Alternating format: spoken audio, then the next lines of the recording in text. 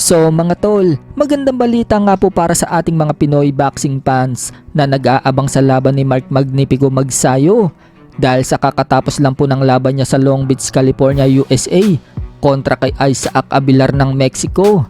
Panalo po si Magsayo via knockout sa round 3. Hindi kinaya ng Meksikano ang lakas ni Magsayo.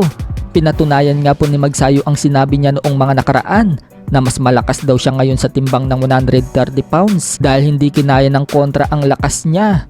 Magandang comeback fight nga po ito para kay Magsayo, gayong 2 beses siyang natalo sa 2 huling laban niya. At dahil sa panalo ni Magsayo mga tol, umabante na ang record niya sa 25 wins and 2 losses habang bumagsak naman ang record ni Isaac Abilar sa 17 wins and 7 losses. Sa kabilang banda naman mga tol, sa naganap naman po ng laban ng bata ni Nonito Donaire Sr.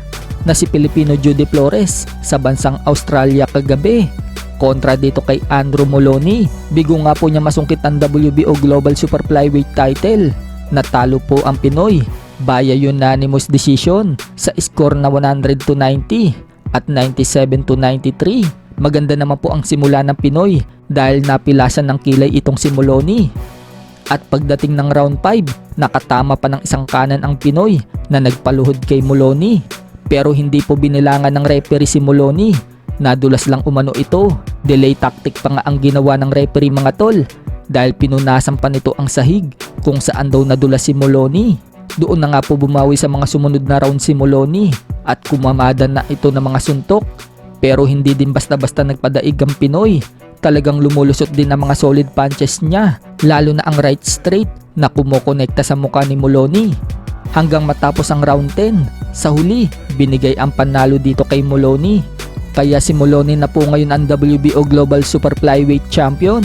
Umabante na ang record niya sa 26 wins and 3 losses. Habang ito na ang pangalawang talo ng Pinoy, bumagsak na ang record ni Judy Flores sa 13 wins and 2 losses.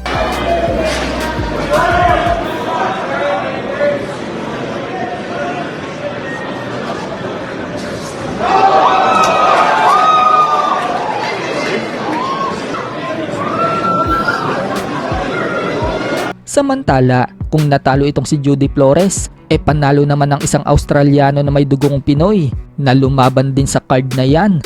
Yan po ay si Peter Perona na lumalaban sa super middleweight division.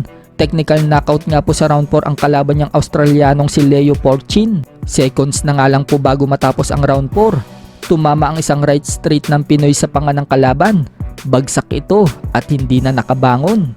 Hinagisan na nga ito ng corner ng puting towel habang binibilangan ng referee.